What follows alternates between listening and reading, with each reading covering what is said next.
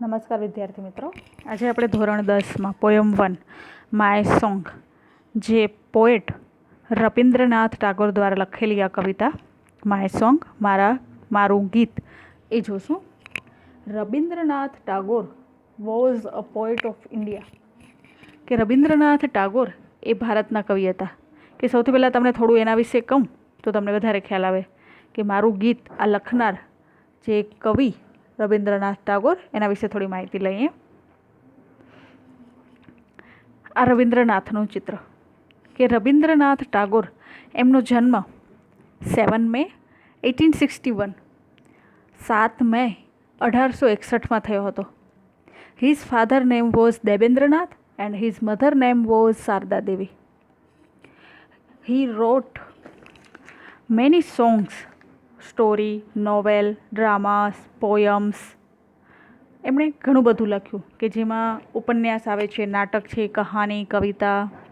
પોતે એક ફિલોસોફર અને આર્ટિસ્ટ હતા. અને હજી એના વિશે આગળ કહું તો આપણા ભારત દેશનું જે રાષ્ટ્રગાન જનગણ મન એ પણ આ રબીન્દ્રનાથ ટાગોરે લખેલું. અને બીજું બાંગ્લાદેશ એનું અમાર સોનાર બાંગ્લા, એ એનું રાષ્ટ્રગાન જે છે આ બંને રબીન્દ્રનાથ ટાગોરે લખેલા છે. In 1930, he won the Nobel Prize in Literature. He was the first Asian ever to win this prize. 1913ની સાલમાં 1930માં તેમને નોબેલ પુરસ્કાર મળ્યો. અને એ નોબેલ પુરસ્કાર એમને ગીતાંજલિ માટે મળેલો. કે ગીતાંજલિ એક ઘણી બધી કવિતાઓનું સંગ્રહ છે. અને પહેલા એવા વ્યક્તિ આ રબીન્દ્રનાથ ટાગોર કે જેમને નોબેલ પ્રાઇઝ મળ્યું, અને એ પણ લિટરેચરમાં. તેમણે પોતાના જીવન દરમિયાન 2230 એટલા બધા ગીતો લખેલા છે. અને આ વ્યક્તિનું મૃત્યુ 7 ઓગસ્ટ 1941 7 ઓગસ્ટ 1941ની સાલમાં થયું. તો આ રાષ્ટ્રગાન આપણા દેશનું જેમણે આપેલું કે જનગણ મન રાષ્ટ્રગાન રબીન્દ્રનાથ ટાગોર દ્વારા લખાયેલું. હવે એની જે એક પોયમ જે ધોરણ 10માં તમને આવે છે, તો એના વિશે આપણે માહિતી મેળવી. તો સૌથી પહેલાં જોઈએ આપણે મારું ગીત. These song of mine will wind its music around you, my child, like the fond arms of love. These song of mine will touch your forehead like a kiss of blessing. When you are alone, it will sit by your side and whisper in your ear. When you are in the crowd, it will fence you about with aloofness.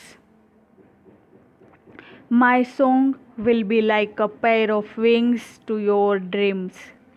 It will transport your heart to the verge of the unknown.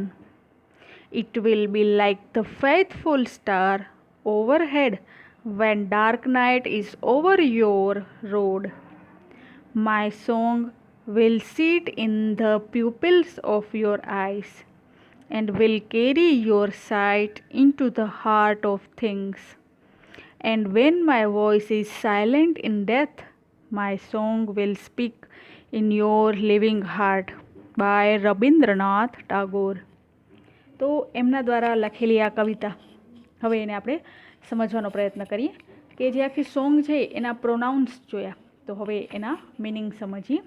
તો સૌથી પહેલાં સ્ટાર્ટિંગથી જોઈએ.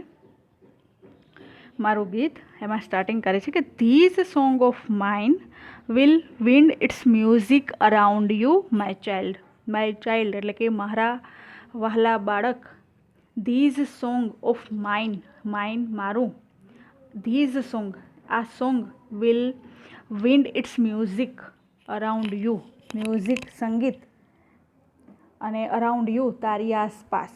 કે મારા વાલા બાળક, મારા આ ગીતનું જે સંગીત છે એ તારી આસપાસ વિન્ડ વીંટળાશે. Like the fond arms of love. Arms એટલે કે હાથ, અને એ હાથ કેવા તો કે પ્રેમ ભર્યા, માયાળુ હાથ. લાઈક ધ, જાણે કે માયાળુ હાથ હોય એ રીતે તારી આજુબાજુ વીંટાશે.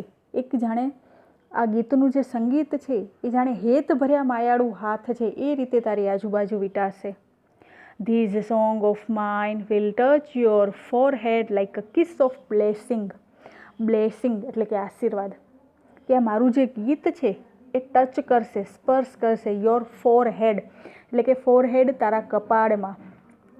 લાઇક અ જાણે કે એક કિસ ઓફ બ્લેસિંગ આશીર્વાદ આપે છે તને, એક ચુંબન સ્વરૂપે તને આશીર્વાદ આપે છે, એમ એ તારા કપાળને સ્પર્શ કરશે. જે ઘણી વખત માતા હોય છે, એ માતા એના બાળકને કપાળ પર ચુંબન કરતી હોય છે, તો એને આશીર્વાદ આપતી હોય છે. એ રીતે મારું જે આ સોંગ છે એ તને આશીર્વાદના એક ચુંબનની જેમ તારા કપાળને, તારા ફોરહેડને સ્પર્શ કરશે. When you are alone it will sit by your side. When જ્યારે યુ આર અલોન તું એકલો હોઈશ, અલોન એટલે એકલો, ઇટ વિલ સીટ એ તારી બાજુમાં સીટ બેસશે, બાય યોર સાઈડ, સાઈડ એટલે તારી બાજુમાં એ બેસશે અને બેસીને whisper in your ear, ear એટલે કાન અને વિસ્પર એટલે ગણગણ કરવું, તો એ તારા કાનમાં ગણગણશે. કે જ્યારે તું એકલો હોઈશ તે તારી બાજુમાં બેસીને તારા કાનમાં ગણગણશે. When you are in the crowd, crowd એટલે ટોળું, કે લોકોનું ઘણું બધું ટોળું હોય જ્યાં ભીડ હોય, તો કે van you are in the crowd જ્યારે તું ટોળામાં હોઈશ, ઇટ વિલ ફેન્સ, ફેન્સ એટલે રક્ષણ કરવું, યુ અબાઉટ વિથ અલુફનેસ, અલુફનેસ એટલે દૂર રાખવું, એકલા રાખવું, તો કે એ બધા ટોળામાં પણ તને એ દૂર રાખીને, ટોળાથી તને દૂર રાખીને તારું રક્ષણ કરશે. ફેન્સ એ તારું રક્ષણ કરશે. My song will be like a pair of wings to your dreams. Dreams એટલે સપનાઓ, wings to your dreams, wings એટલે પાંખો. તો કે મારું જે આ ગીત છે, my song will be like a pair of wings, તારા સપનાઓને મારું આ ગીત એ પાંખો આપશે. વિંગ્સ એટલે પાંખો, એક પાંખ નહીં પણ પાંખો, પેર્સ ઓફ વિંગ્સ, પાંખની જે આખી જોડી હોય એ રીતે પાંખો આપશે. મારું આ ગીત તારા સપનાઓને પાંખો આપશે.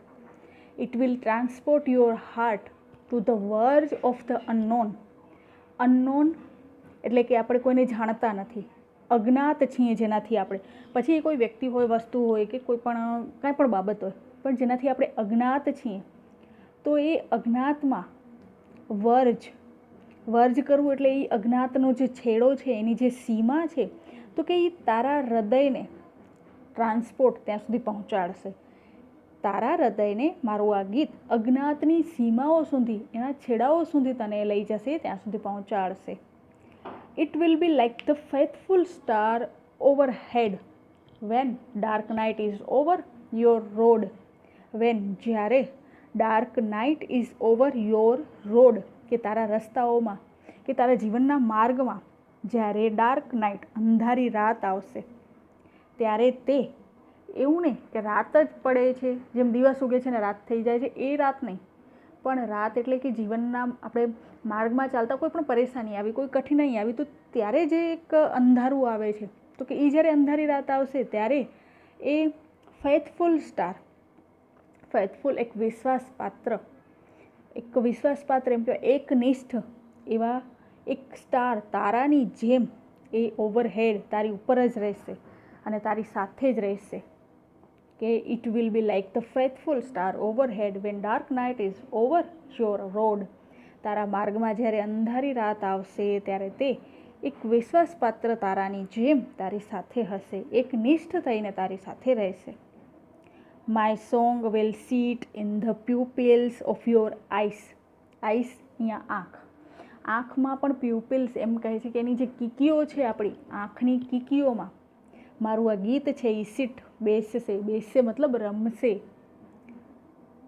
And will carry your site in to the heart of things. Things વસ્તુઓ, અને કેરી કરશે ત્યાં સુધી પહોંચાડશે, અને વસ્તુઓ જે છે એના હાર્દમાં તારી જે નજર છે, તારી જે દ્રષ્ટિ છે એને પહોંચાડશે. And when my voice is silent in death, એટલે કે મૃત્યુ પછી, કે જ્યારે મારા મૃત્યુ બાદ માય વોઇસ મારો અવાજ ઇઝ સાયલેન્ટ શાંત થઈ જશે, my song will speak in your living heart. Living heart ધબકતું હૃદય, કે ધબકતા હૃદયમાં મારું જે આ ગીત છે એ તને સંભળાશે. એટલે કે મારું સોંગ છે એ બોલ્યા જ રાખશે, કે મારું આ ગીત ધબકતા હૃદયમાં તને સંભળાશે, બાય રવિન્દ્રનાથ ટાગોર. રવિન્દ્રનાથ દ્વારા લખેલી આ એક સરસ મજાની પોયમ માય સોંગ અહીંયા તમારી કમ્પ્લીટ થાય છે. Thank you.